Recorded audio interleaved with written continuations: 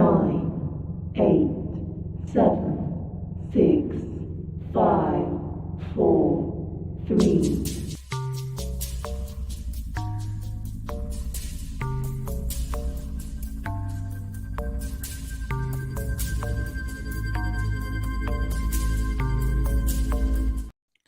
What is up, everybody? I can't believe it's Wednesday already. And you know what that means? It means that That Effing Figures is live right here.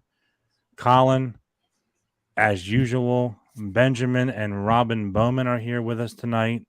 And we cannot wait to talk to these guys from the 501st Legion. How are you guys doing tonight? And after you tell us how you're doing, tell us a little bit about the 501st Legion, because we're going to get right into this tonight.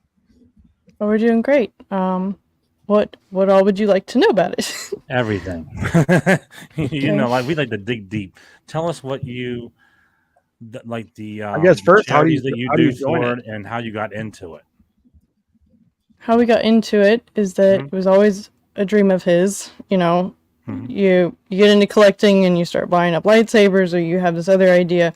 He always wanted to be a stormtrooper, and so I bought him one. I started carrying a camera at his events and kind of fell in love with it too. You're always going to spend, $500 or $1,000 on a costume to get started, even minimal. And you only have to do one event per year, and it can be as little as 2 hours. So there's not really a reason not to try it out. And a lot of the costumes can be displayed on a bust or anything else when you're not using it. So there's really no downside. I usually recommend people, what I did was that I got held back for a long time to join because I wanted to have the perfect costume. I wanted to be either Stormtrooper or Biker Scout, and it delayed me a long time. I was actually working on a Shore Trooper because that's my favorite trooper, and the 3D printing process, and I was having some issues with the 3D printer. It was just delaying me, and then the cost of starting with the 3D printer and all the equipment.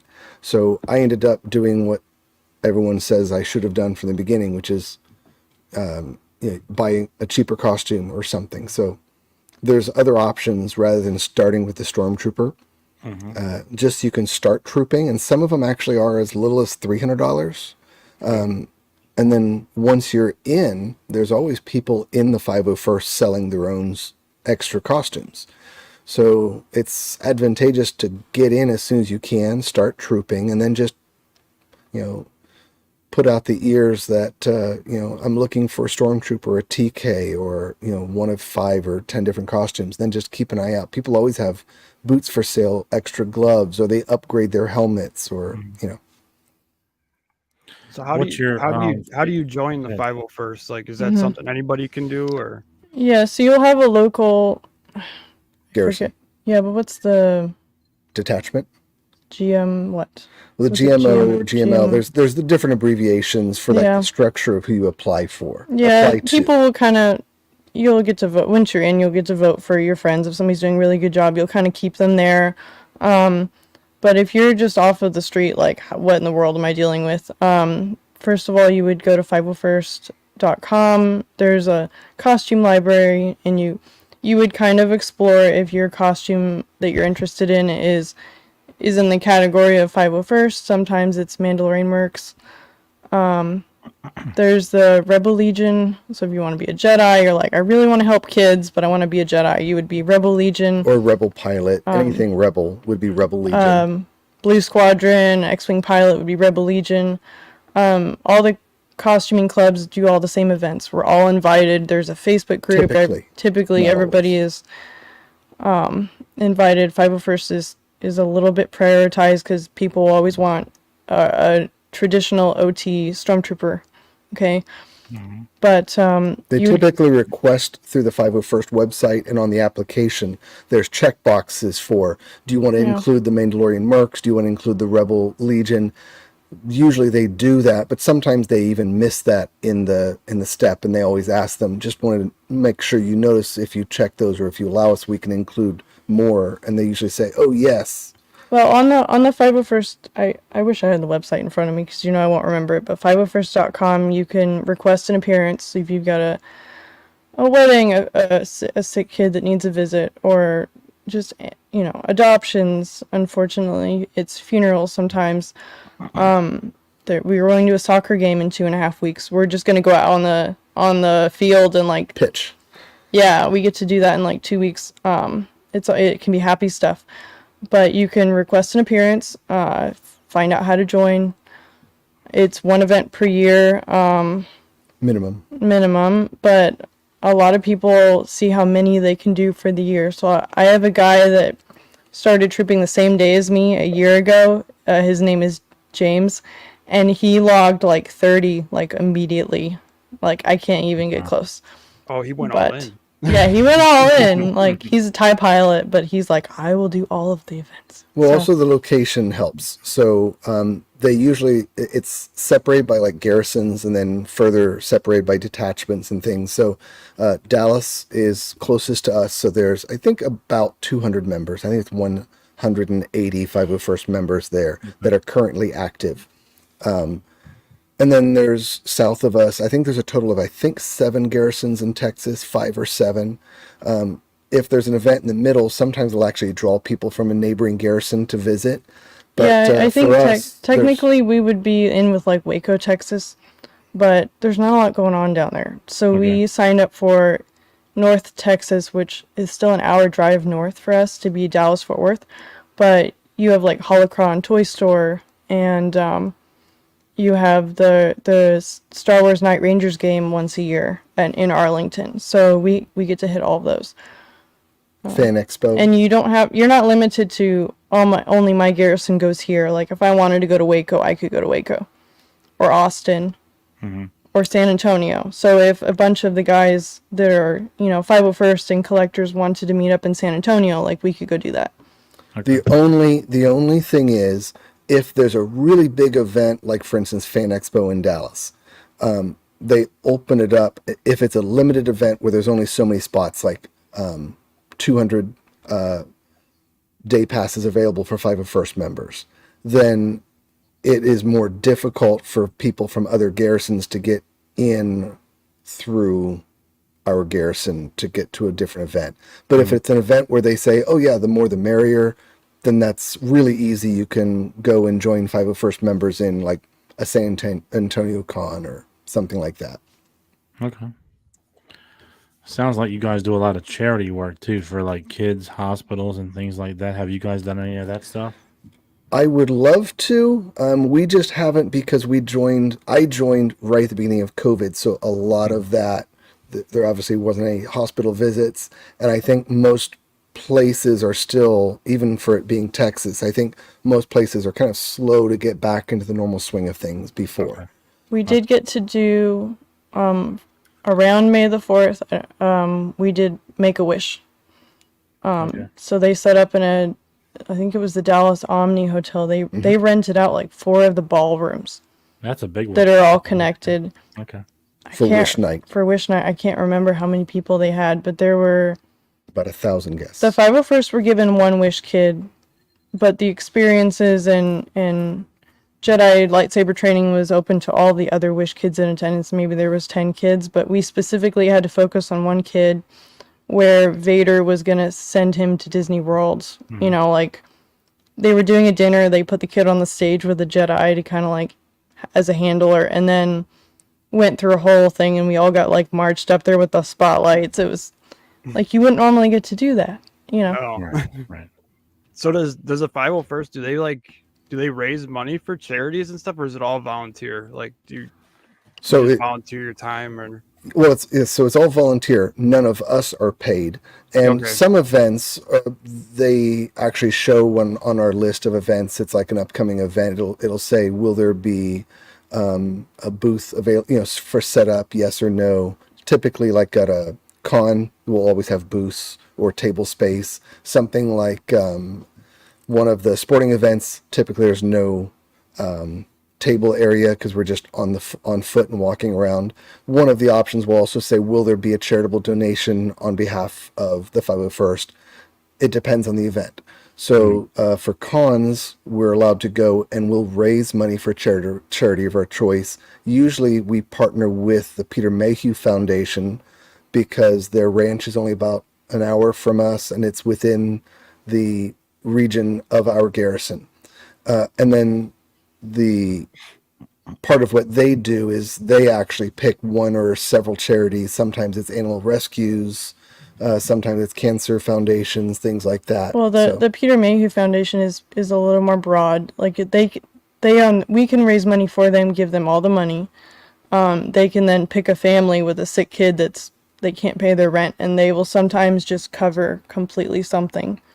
I can't keep up or keep track of all of that, but on the Peter Mayhew Foundation, they give you all that information as to how that is all used. But at Dallas Fan Expo, they were doing medical care for animals in an animal shelter that would otherwise be put down. We raised $4,000, something like that, over the 3-day weekend, through the Peter Mayhew Foundation. So they were facilitating it.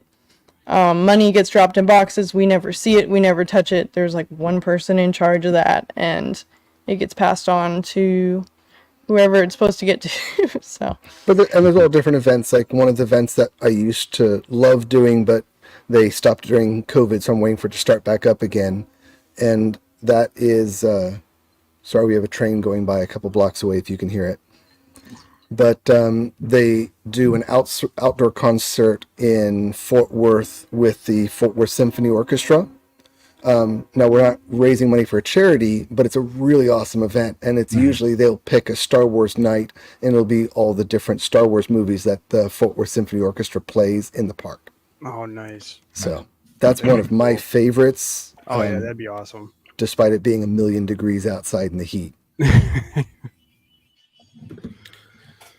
Yeah, Eben just said 501st people are awesome. All the hard work to raise money to help others is amazing. That's for sure. Especially it's a lot the of fun. Children. I mean, it's for everybody, but the children especially makes it special. I would imagine for you guys also.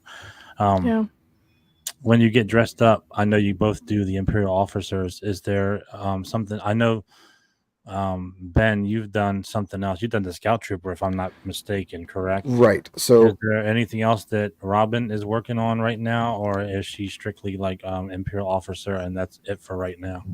Yeah. So I take a long time to decide a costume. There's just hundreds that you could do. I've taken I might take up to 5 years to decide my next. no. 3 years is not unreasonable. It takes me a long time because once you sit down with coffee and you're like, this is it, this is the thing we're going to do, and, all of our money is going to get funneled into it just so you're ready, right? You got to, commit to something. Right. We've talked to a lot of people, and I have decided to do the Bo-Katan oh, nice. armor. Season 2. From Mandalorian. Nice. There will be info on Season 3 probably soon, but I'm going to go for the Season 2. So I have 3D print files, the Marco, can't pronounce his last name, I have no idea, Marco files, the same files that were modeled after for the hyperdrive helmet. I may or may not get to use Jackson Rupert for the painting. I just have to see how much I can spend ultimately. I'll probably end up and how quickly. I'll probably have him do a commission for the helmet because of the stencils, but I'm sure I can do the rest of the paint and armor and weathering. And I have I didn't buy the boots that you're supposed to have in brown. I bought them in black just to test the size because it's what I could get. They vary up to 2 size differences. You might have to go up 2 size, half a size, 1 size, 1.5, or 2 sizes. And I was like, I'm going to guess. And I'm going to buy one cheap and see if I'm right. The boots are about $200. And she found a pair used for $20 in black. And I said, well, just buy them because if nothing else, you can use it for sizing. And then I have my gloves. I got the gloves already. So you're looking at a year or so of a build. And the nice thing is the gloves are actual found gloves that they used, and the boots are found gloves. So neither of them are costume made gloves and boots. They're the actual brands that have been identified from the RPF and the CRL. You're giving your, if and when you pick a costume, if you're just a collector and you're doing a costume for display, you're committing yourself to a hobby of just your brain is going to go into it. And I could tell you the brand of gloves and boots and belts, and the guy that does the metal hardware on the belt, there's like one guy does everything in aluminum, and I'm like, I got the guy. So it's just, you're making a list. And then you're spending a lot of money and you're buying stuff. So I bet you're gonna look awesome in that Bo-Katan outfit because you have the right stature for it. You know. And I was talking to somebody. It's when I decided to do it. I was talking to Brad Fife after after Collection Wars for a while, and I think with the Bo-Katan I can use my I have advantages and disadvantages when I'm doing costuming. My advantage, I would say, is that I look like Bo-Katan a little bit. And my disadvantage that I can use for the costume is that sometimes I get my anxiety and I can't be in public and smile and make eye contact. And Brad's like, well, that's perfect for Bo because she's got to be kind of mean. Like, she doesn't care. Like, she's princess on a mission. Like, you could do the character. And that's when I was sold on it because I'm like, I could be like secretly freaking out, like stone cold, and like it would work. Like that's why the officer works. Katie Sackhoff, I mean, you and her, I'm not saying you're twins, but I'm saying like you kind of resemble each other just a little bit. Like, I mean, you could pull it off with the helmet off and everything. It would look pretty amazing, I would think. My well, opinion. Thank you. So, yeah. But if I got like freaked out, or if there's like too many people, I could just be like, stick the helmet on. Right. And be like, put the helmet on and you're free. I got my double blasters. I can just like pose with it and do for whatever.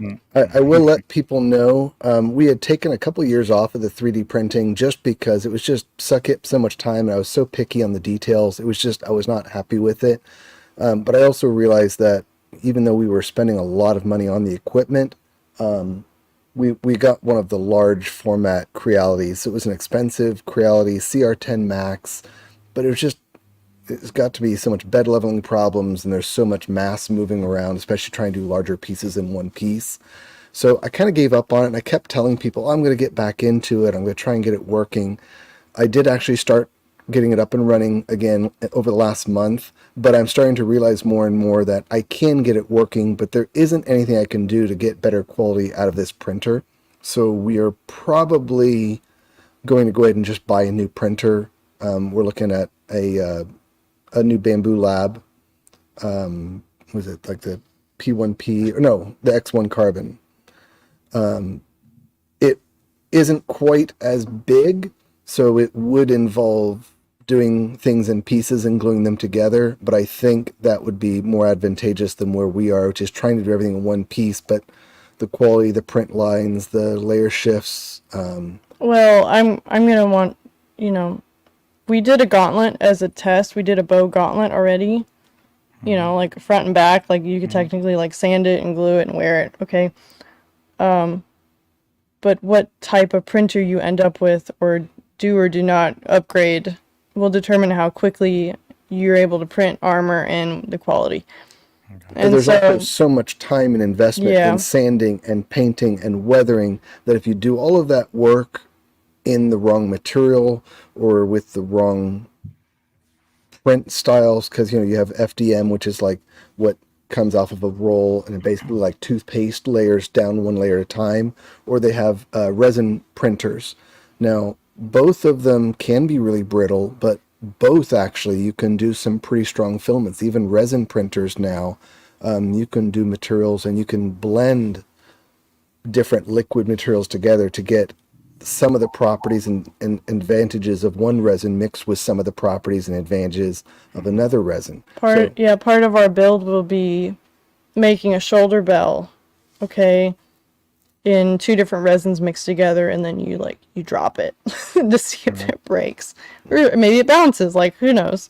So they will be more expensive. Part of that is going to be, So are you doing? Is that what you do? Are you doing resin, or do you have both? Well, we are getting a new printer to be able to do some of the filament options. Okay. But I am considering focusing on resin for like her bow, and I may start over from scratch with my Shore Trooper. and just do it all in resin. It won't be cheap is the problem though, because the better, more expensive technical resins are, anywhere from 50 to, they can easily be $100 per liter or kilo technically, which is, so by the time you go through that, you could actually spend $600 in the resin to make a costume like a Bo-Katan. Well, and if I had money set aside and I'm just like, I need this to appear in front of me, you can do that. Okay, if you're a collector and you want it on a mannequin like tomorrow, it's more like in 6 months. Okay, you could spend like $3,000. Redman Studio, Danny Redman, he will have stuff that just ships to you and appears to you. That is an option. But we're looking at all the options. So like if I get a little closer, I'm like, I don't want to wait anymore. We can't decide on resin type, right? Since we're not just wanting to do one costume, it makes more sense to actually buy the printers and manufacture them yourself, because even though there might be some options for Bo-Katan, for the Shore Trooper, there aren't currently any options other than printing yourself if you want the most accurate, screen accurate versions. Okay. Yeah, and since we're having to work out the kinks for Shore Trooper, you might as well figure it out for Bo and just be like, we each have a helmet, work on the helmet. We each have chest armor, work on the chest armor. Like, you might as well go through the whole process, because then when you want a TK, you'll either order one to your house or you'll start making one, like, on the weekends. And that's why I would recommend, I think we mentioned it to you before the show, I don't think we said it live, but what's most advantageous for anyone is join the 501st with one of the least expensive costumes. And for the Imperial 501st, that would be the Imperial Bridge Crew. It literally consists of almost nothing but a black jumpsuit with Imperial COG logos on the shoulder, a black belt and silver belt buckle. I believe the hat is even optional, but it's the same Imperial officer hat that Robin and I both wear. Okay. And black boots. I think you can get it, brand new, maybe $350, $400. But I think you can either used or with cheaper versions, as long as you're okay with just meeting like the basic level of approval, maybe $250, $300. As you want to be more precise, more screen accurate, because most costumes have 2 or 3 levels. So the beginning level is level 1, which they call basic approval. It meets the basic requirements to be screen accurate to most people. But as you start really looking at the details, like for instance, as an Imperial officer, the boots for level 2 or actually level 3 have to be leather. So you can actually be a costume like an Imperial officer as level 1 for maybe $500. But if you want to be a level 2 or level 3, it's probably going to cost you about $1,000. Okay. So, but the nice thing is for most people, everyone says, well, I want to be a TK. The problem is there's still going to be days where you're not going to want to dress up as a TK, and it's advantageous to be able to fall back to that first costume that immediately got you in the door. So, like, for instance, we were talking about some of the events that are outdoors, like the concerts in the garden with the Fort Worth Symphony Orchestra. Yeah. It's sometimes 102 degrees when that happens, and it's outside. Right. You're not wearing the Stormtrooper. Yeah, you don't want to be... That's got to be a nightmare. Well, especially with the biker scout, it's like parts of that costume are black suede leather sewn onto the cotton canvas, and I swear the cotton canvas is 300% cotton. It's really thick in places. Yeah. It's like a tent. It's like a tent ring. Not breathable. Okay. So there are advantages to doing what everyone says to do, which is get in the door with an inexpensive costume, one that's also very comfortable, because even the Imperial officer, it's better than a Stormtrooper, but it's not as comfortable as like a bridge crew, which is basically like a black flight suit. And with the Imperial officer, it's also trickier because it's more tight fitting. It's basically like wearing a tailored men's suit. So you can't like just go around and like roll around the garden or sit on the ground and watch a concert as you would be able to, or be more comfortable in like a jumpsuit. Right. So I would imagine anything with a helmet would be much more uncomfortable too. Yeah, we joke about, that with the guy. They always have like their little microphones and stuff, so you can talk to the Stormtroopers. Or like, how you doing in there? And they're like, not good. And they have voice changers, and there's some really cool stuff out there. Yeah, I mean, I know a good friend of the show, Susanna Malik, always says when she played the Ewok, Yeah. the Jawa, my bad, the Jawa. She said it's really hot in there, and she gets claustrophobic even with the black mask on and the robe. Yeah.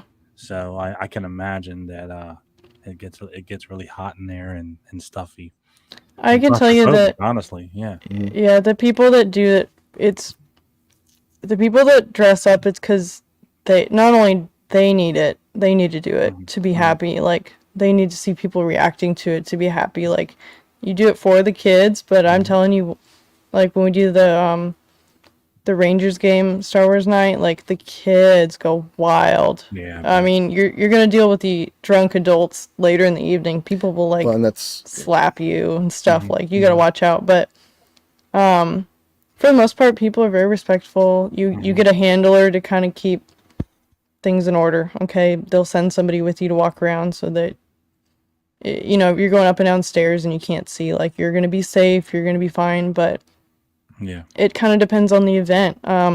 We are trying. I think it's called FC Dallas, but we're trying the soccer game in 2.5 weeks. It's up in Frisco, Texas.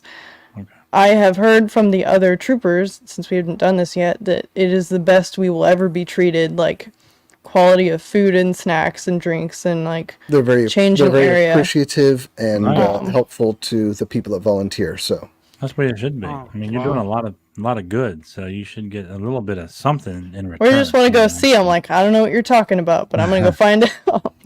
and that's actually fun because it's not halftime, but at the in the middle at the break, they actually walk us out for the Star Wars theme nights, and we stand out on the pitch, and while we're there, they set up drones and do a laser light fireworks and drone show.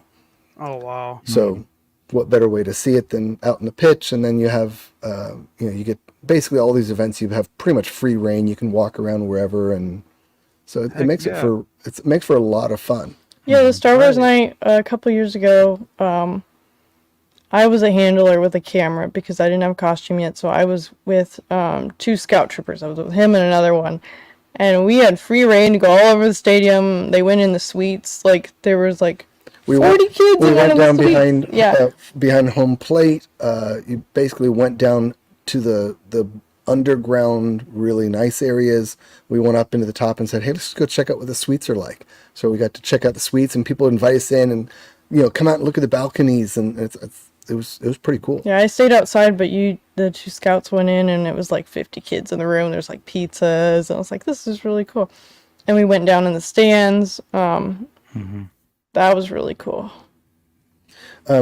That's awesome. It's It's so much fun when amazing. something energizes you like this too. Like Yeah. if you just do it to do it, it's one thing. But when you do it, and I can see in your faces that you really, really, really like dig this, and this is what you Well, want to do. It's so awesome to see that you have so much fun with this.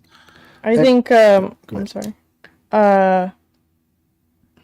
I think for either, because a lot of our friends and a lot of people that will log on and either see us on a podcast or watch what we're doing on YouTube, it's mostly collectors. It's not so much the costumers. I think it's starting to get to be that way. But some things you would normally pay quite a lot for is an experience as a fan. Like the Hayden Christensen panel at Fan Expo. We weren't going to drop the money and go in to do the like late night, So I think it was like hour and a half 150 long per thing. person, right? Okay. Yeah, it was like 150 person. Like you could do it if you really wanted, but it wasn't on our to-do list. Okay. But I've never been to a really big celebrity panel, and with 501st, we were already there at the event, and because thankfully we have the photography, we were allowed the press passes, so we actually got to go into the Hayden panel. And I've never been into like a huge celebrity panel. The room was like, just the energy in the room, it was like just crazy. It was crazy. I was like, I've been to Disney World, I've done a lot of cool stuff, I've been to Europe, but like, man, walk into a panel where people are just on fire, like Yeah. they've all got their little lightsabers. I was like, you can't match that. You can't explain that to somebody. You have to stand there. It's like, you know, I encourage people, one of the nice things, if you're on the fence, like one of the big things is when we go to like the Comic-Con or Fan Expo, we'll always have people come up to the booth and they're asking like, what does it take to join? Well, if they're there in the first place, then each person in their group has paid $100, or was it $60 or $80 per person? And at some of the bigger cons, that could even easily be over $100 per person. So there is a cost to get into a lot of these events. Mm-hmm. So I encourage people, especially like we said, start with a $300 costume that's comfortable and that would allow you to do everything. And it'll pay for itself in the first year or two in events that you're allowed access to. So that alone is worth it. I mean, if you do Star Wars events, I mean, some of the, in the last year, 2 of the events we went to, one was like a year and a half ago. We went to the IMAX re-release of Rogue One, and then only about 3 or 4 months ago, we went to the IMAX re-release of Return of the Jedi. Those are 2 other advantages, two more events that it was advantageous to be in a very comfortable costume, because if you don't want to change back out of armor, you can in a really casual, soft costume. Just stay in costume and sit in the theater and watch it. I think there's 2 advantages if you're loving Star Wars particularly. You know, I know there's a lot, and I appreciate all the other collectors that do Marvel and everything else. I love seeing their statues and I love watching the YouTube shows. But if you're particularly into Star Wars, you do, as a costumer, get special, like unexpected extra things you get to do meeting the actors, because they kind of come and find you. Like, nobody tells you that was a bonus thing. We met Giancarlo, Moff Gideon, and we went and watched his panel, and I had ended a troop, and I was like hauling myself across the floor to get to where he was already filming, and I was like, I'm still in costume, but I'm gonna go stand there and like look at him, okay? But he sits down, they hadn't started yet, he sits down, he kind of turns to me, I'm maybe like 3 feet away, and there's like this, I don't remember if there was glass or not. No. He just looks at me and he goes, "You look good." He came up and he came up and met us afterwards, and that's pretty cool. And then like he comes off the stage and like beelines over and he like shakes both of our hands. I'm like, what the heck? Like, you got to pay like $60 for that. Like, what's going on? That's awesome. Yeah. But like that kind of thing happens all the time. So if you're like, well, I like to go to Celebration and watch the panels, and I'm like, why would I want a costume? And I'm like, why wouldn't you want to try it? Like, right. For a little while, like right. So we touched a little bit about how you get into it. Is there like a fee to get into this thing, or, no. or you just got to do your own thing and you just join? Or because I've seen a lot of 501st at different cons I've been at. Right. So there's no, and they display the coins and they display the cards. You're there of your own accord. Really, yeah, you get a free ticket for the day for the con. Okay. So like, usually it's a 2-hour shift, so like 10 to noon, and you're free. You're in. It's as 2 1-hour shifts. You do whatever you want. Yeah, it's 2 1-hour shifts. Some people do one at like in the morning, one in the afternoon. We like to do ours back to back for the first 2 hours they're open, so that then we can be back into casual clothes and still volunteering, helping at the booth just for fun. But it allows us that when there's a panel or something we definitely want to see, we've already gotten our shifts out of the way. We could run and go meet some people. So we learned that the first con. So yeah, so you can do whatever you want. If you want to be the last shift of the day, they give you forums with a login and a password, and you put your name down. If the day of you're like, oh man, I'm sick today or this, you just take your name off. Like, there's no commitment. You'd have to want to be there at the con for the day. Like, you're just there because you want to be there.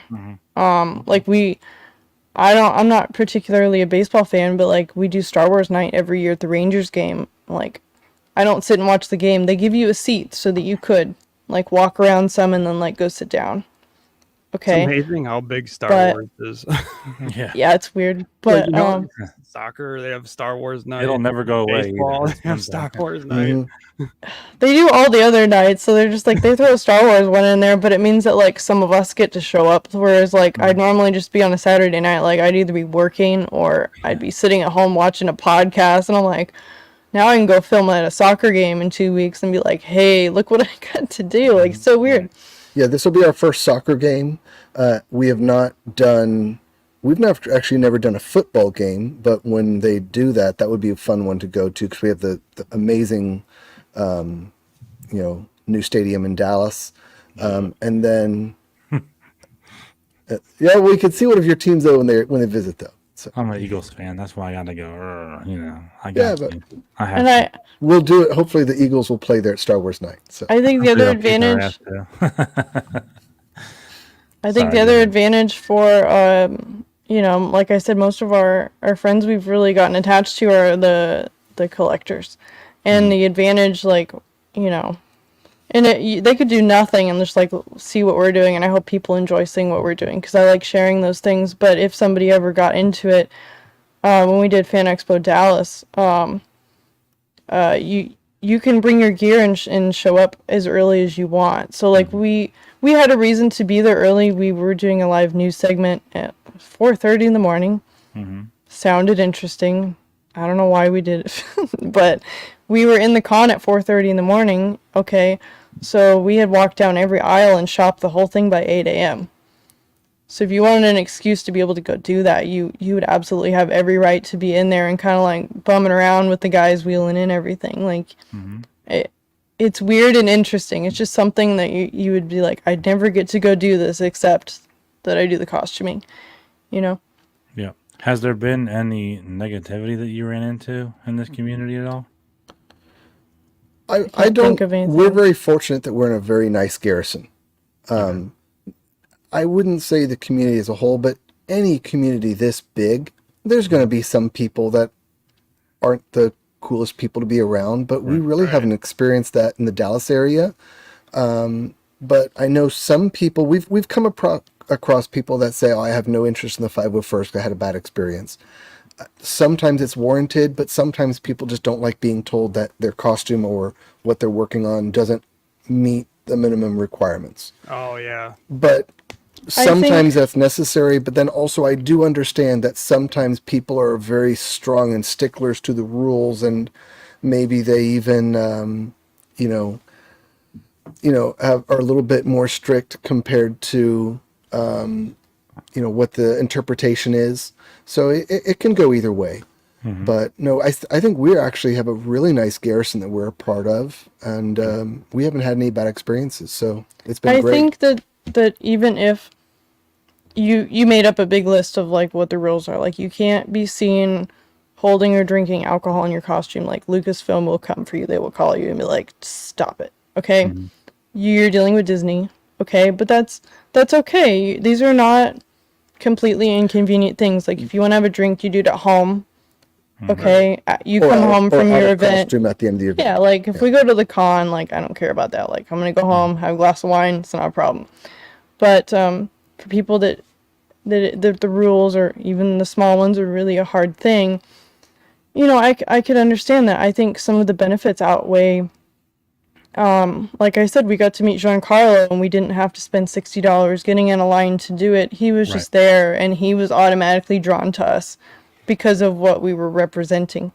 There's lots of cool people that you would meet and lots of cool things that you would get to do, and we haven't done like the children's hospitals, but like you would be invited to go cheer people up if you wanted, like or like I said, go to the sporting events. Like you wouldn't normally get to do that on a Saturday night.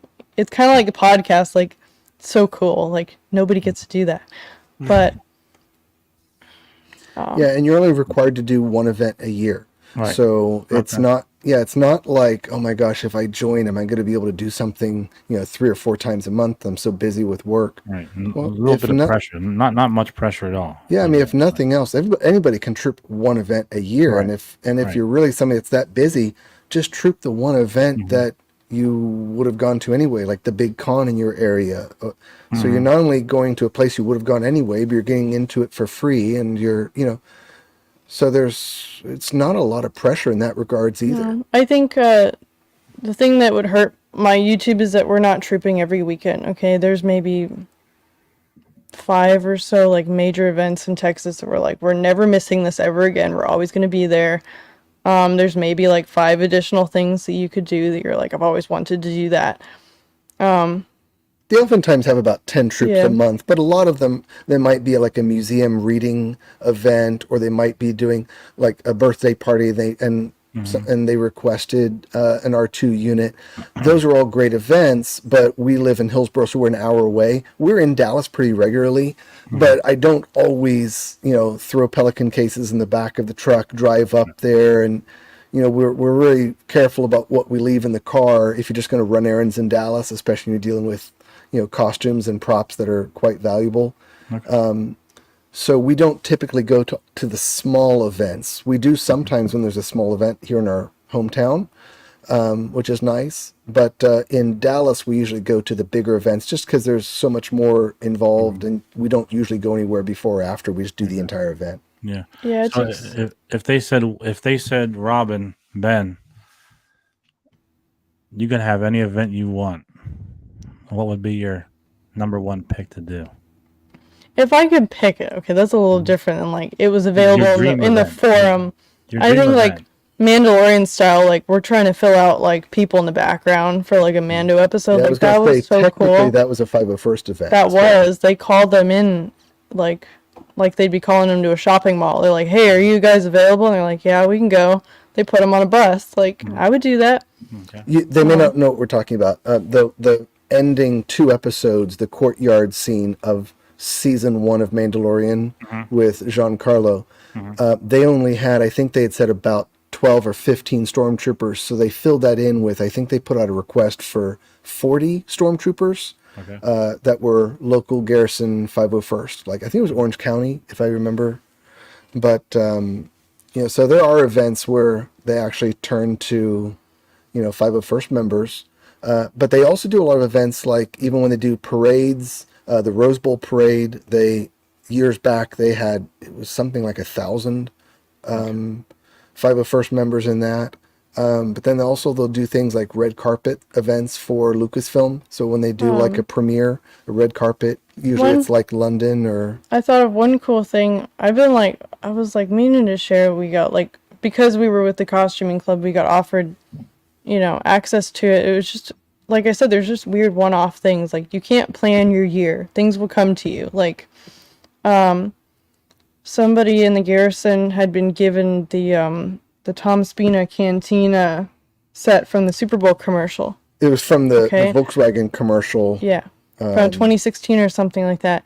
And they they were allowed to, they were gifted it and could use it or do whatever with it. They actually reached out and said they couldn't store it anymore. Who wants it? And we were trying to decide if we wanted to take that on.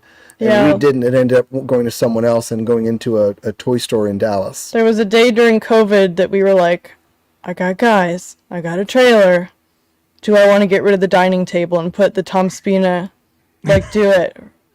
That was a morning, like a 4 hour of having coffee sitting right over there. Do we do it? Long... You could go pick it up and it would live here. Are you going to do it? And we ultimately were like, no, that's ridiculous. And but yourselves out of it.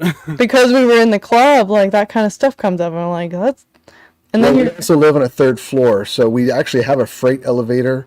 But we're just the logistics of it, getting it here, bringing it upstairs, and we're also a little bit further away, so I think it actually benefited more. More people got to see it. It ended up at Order 66 Toys. I think it's in Colorado now, but could have been right over there, And I'm like, that's really cool. Nobody gets to say that. It's so fun. So does the 501st? Do they have just 501st parties where just people from the 501st get together and do stuff? Or? They have they call it an armor party because even if you are I haven't joined yet, I've got nothing. They'll pick somebody's house and they'll put it in the they'll like put out like the address in the Facebook group, and then like You basically host a party. Spread the word around. Like if people have been coming to you, you would tell them like this is the guy's house to go. There's one we signed up to work on Saturday, but there was one on Saturday like an hour away, somebody's house, and they'll show you how to trim your armor. They'll help people build kits, but they'll also do scheduled maintenance on like, you know, a lot of the, like, especially the TKs are thinner armor than some of the other costumes. So even the ones that are vacuum formed, they decided in Return of the Jedi to go thicker on the plastics, was a little bit more durable. So that's one of the advantages of a biker scout. The TKs are using thinner armor. There's more detail in the face, which is awesome, but it means that it's more common or more prone to get cracks in the armor, shoulder bells around the torso. So they'll have to repair, you know, plastic weld or... Well, but even if you... Like, I don't have anything currently to just bring over and, like, spread on someone's coffee table, like, help me with this. But you can, like, go and see your friends and, like, eat a bunch of snacks and just do a whole lot of nothing. And just kind of connect with everybody in between an event is what those are for. Or you bring along somebody that's like, I know nothing. Just go have at it. Like, go touch stuff and try stuff on and, like, look at it. Like, that's what it's for. They do those, like, once a month.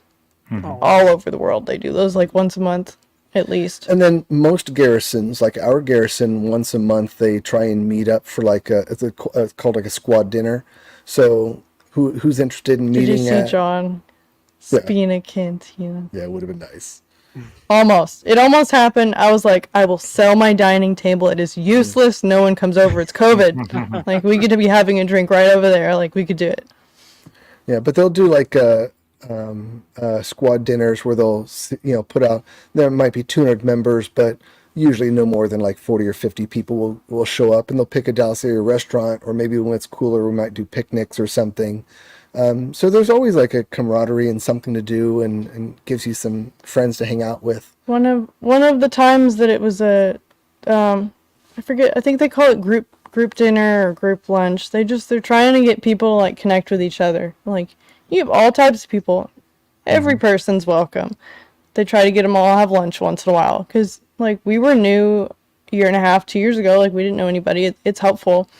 One of the calls through the forum was go have lunch with Gecko the Bounty Hunter, which was Dominic Pace. And he brought his, like, teenage boy along. But they were... season 1 of Mandalorian. Yeah, season 1 of Mandalorian is Gecko the Bounty Hunter. You know, when the big Mando shootout where they're trying to get the child out, okay? He was, you know, he's one of those. But, like, 5 people showed up. Like, we were the 2 of the 5 people. I was like, 1, 2, 3. Like, crap, we're going to be at this small table, like, talking to this actor. But we had a lot of It's fun. scary. Yeah, they talked. We're eating like burgers and mac and cheese and talking to his teenage boy about, you know, school and everything else and homework, and like nobody gets to do that. Like, it's so weird. That's cool. Right. I mean, Right. wow. Yeah. It seems like there's a lot of stuff to do. I mean, it seems interesting. Yeah. You can do you can practically do as much or as little as you want. You know, just meet the minimum requirements for an inexpensive costume at the basic level 1 approval. Do a minimum of 1 troop a year. I mean, that's all you have to do, and it can be a simple event. It could be something big. I mean, well, if you're so in love with Star Wars, you want to like pretend that you're in it for a couple days, you know, out of the year. Like, that's where we're at. But if you're appreciative of the other fans, like, you want to go cheer them up at a con, like the kids that come up to you to take a photo with you, is something else. Like, if you're into like the other fans, like you want to support the other fans, or if you're huge into the actors, but you either don't want to spend $1 billion every con, you'll never know what's going to happen. Like, we showed up to work Fan Expo Dallas, and Angie Mayhew, she was just working the table booth with us. Like, no one said she was going to be there. She was there all weekend. She was there all day. Or just shoulder to shoulder. Her daughter and granddaughter were there with us. Nice. Her granddaughter went missing and like zipped herself under a table once, and we're like, help me find her. It was just me there. I was like, well, I am an auntie, so I know that she's like I got this, right? But I found the, baby child. But you can't plan that stuff. You never know what's going to happen. And if you're, like, if that's interesting to you, then you try it. You try it out. Right. So you got Bo-Katan coming up. You both do an Imperial officer. He does the Scout Trooper. If money was no means, it didn't matter what it cost, what would your both of your dream characters be? Money, no object. Yeah, as far as money, no object, I mean, most of the ones I want to do aren't that expensive. Some of the most expensive ones, I mean, like, I always loved Boba Fett, the character. To do it right, I think from what I understand, about $6,000, and it's about the same for Darth Vader. I'd love to do Darth Vader. That'd be my dream, right? Well, there's pros and cons to that. I wouldn't want to troop as Darth Vader at 501st events because it's a face character, even though you don't see his face. In other words, you're playing one particular character. Right. So in other words, when you go to a big high profile event, if there's 3 or 4 Darth Vaders in our garrison, only one of them can troop at that event at one time as Darth Vader. Yep. So, I mean, they don't want 2 Darth Vaders walking around. Yeah, if like Fennec was coming, they would just have one. You don't want the kids being like, wait a minute. Makes sense. Right, That makes So, sense. so the advantage of You don't want 2 stormtroopers. Santa Clauses around either, That's actually cool that they do that. They, they take it more seriously. Yeah, because you don't want Santa Claus, like 10 of them, to show up at the same mall doing pictures either. Well, but like at the ball game, like when we go to Arlington, like for Boba Fett, like the sign up sheet will request, and if like people log on the forum early, like if it's going out at 7 p.m., like everybody goes out online at 7 p.m. and like whoever wants to be Vader is like, I'm the Vader.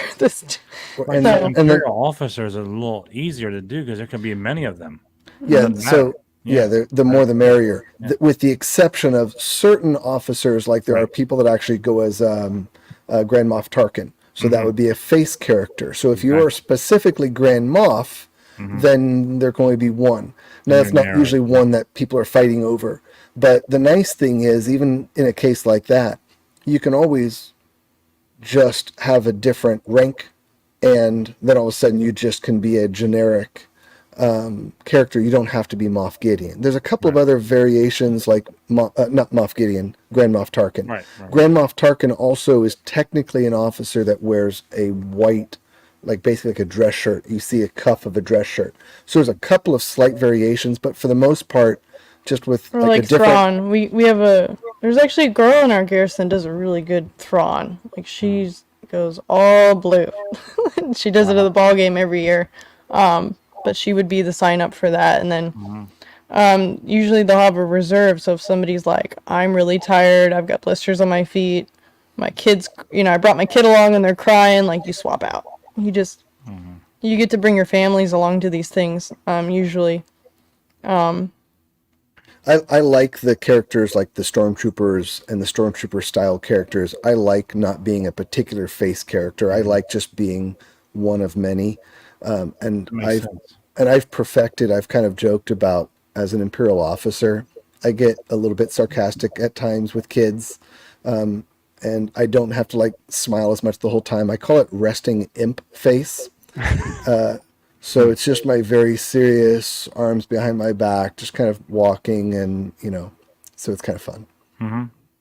Definitely. Yeah, it seems like it'd be a little more trickier for the face characters, because I feel like there'd be a lot of people that want to be Boba Fett. So and I never thought of that really until you know, said it. But like Stormtrooper would be easy because you you can have So- of those. you don't have to Is worry a about trade-off. not being able to Yeah. show is a up. trade-off. Either you're really hot and you got fans in you got little computer, like little PC like computer fans in your TK helmet because you're just trying to survive, right? Or your face character, and like even though you're not supposed to, like as an officer, you're not supposed to really smile, but like if there's a cute little kid and you're taking photos in the photo booth, like you're smiling sometimes, man, your face hurts. Like, Well, of course you can smile. It's You just can it's smile, kind of but you're excuse, trying to, but like, you don't have to. channel the Empire, but like you do smile a lot, so you're either really hot and you're like dying, or your face hurts. Well, You're people will come Gotta up to keep me and the ask if they. kayfabe going, you know.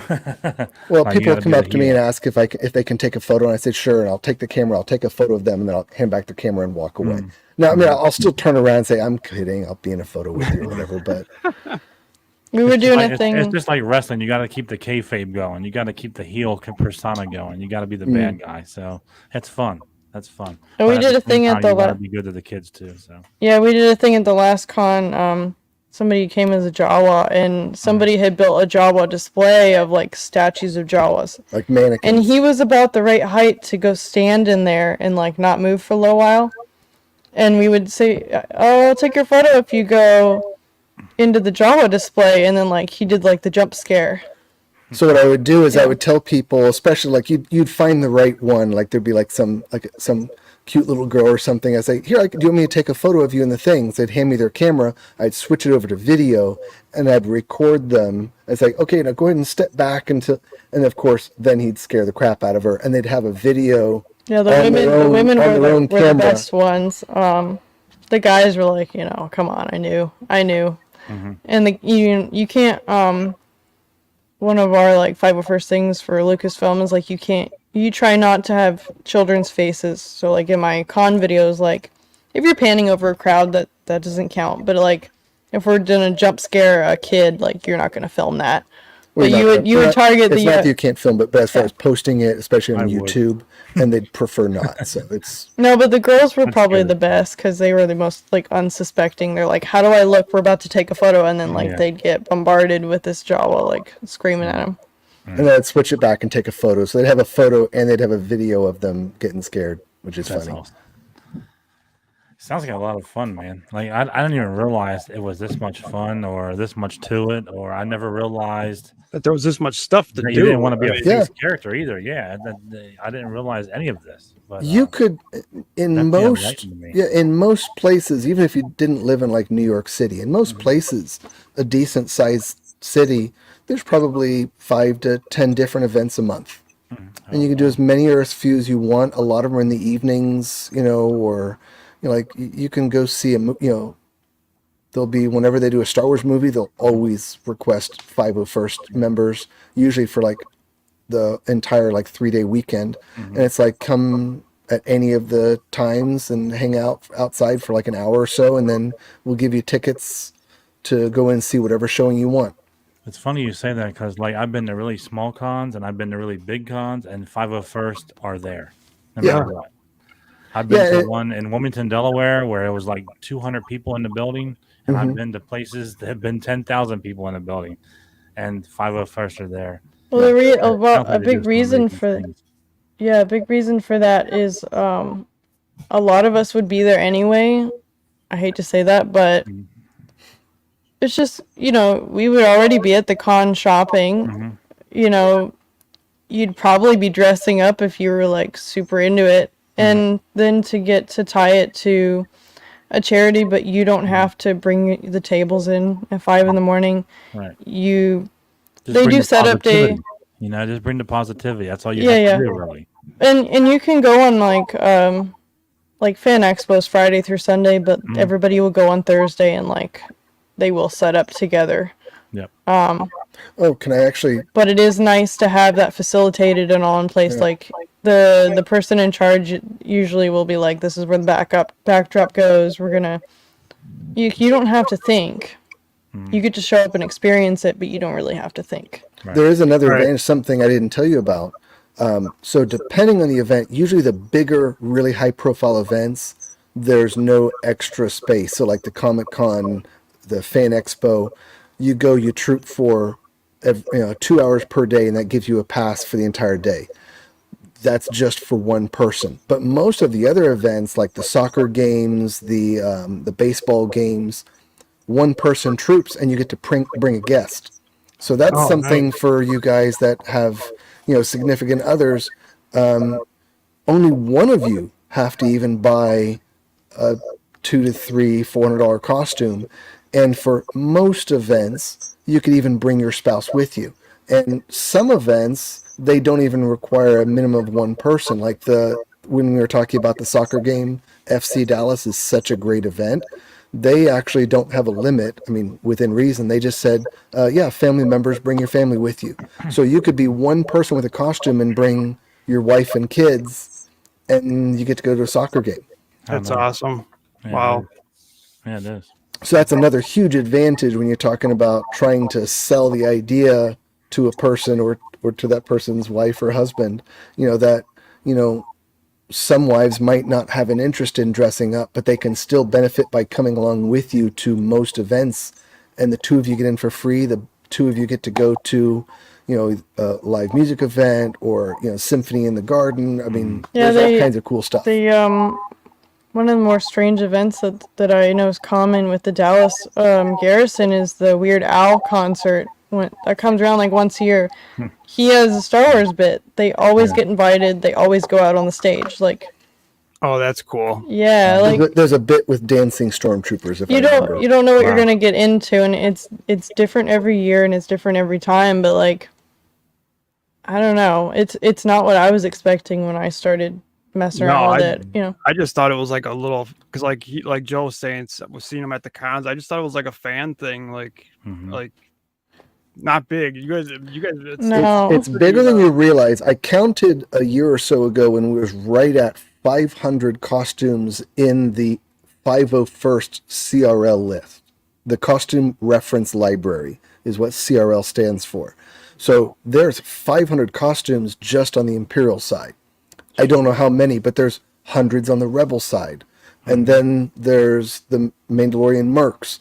One of the things that we're interested in doing is Robin and I have been spending more time with the astromech builders. And we are interested in building an astromech.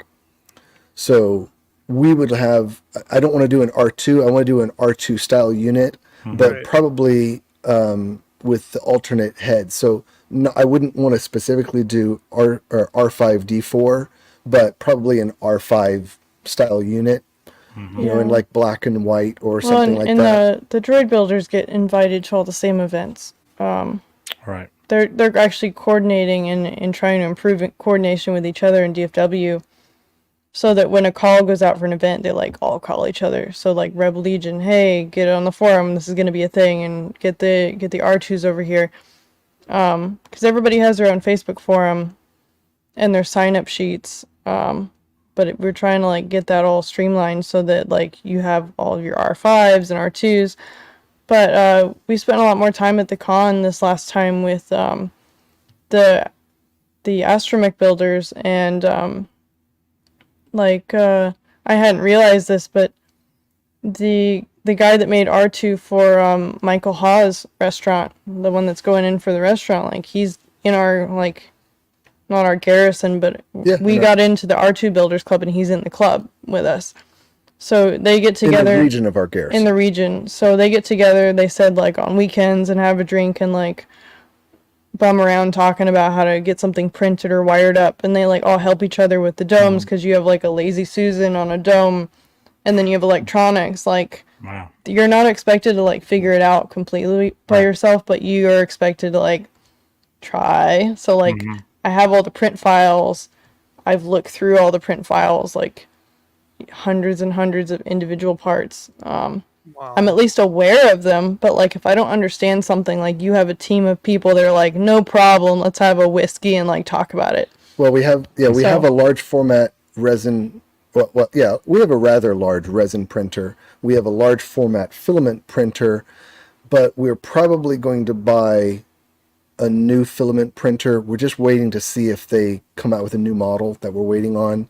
So that's why I'm kind of holding back. But whenever we pull the trigger on that, it should be a bit fast and furious as far as the build on some of these different things we're doing. So we did some test prints for her gauntlets, and just decided that it wasn't worth doing it with what we have. So we're either going to start printing in resin or buy the new printer. And there'll be some things that we'll see in both and decide which way to go. So when we get the new printer, it will do things like a lot of the props. I want to do some different things like electro binoculars, some of the different props that you can't even necessarily buy. And then if we do an astromech, most of that will be printed in parts and glued together, things like that. Yeah, the downside is, some of the projects you're looking at like a year or years to do them, but probably not as bad once we get a faster printer. No. Because the newer printer will be about 6 times faster speed than ours. But if you're obsessed with all of that stuff and you don't mind that, like, that's what you're doing at night, like you're either reading or you're troubleshooting something, like it can consume.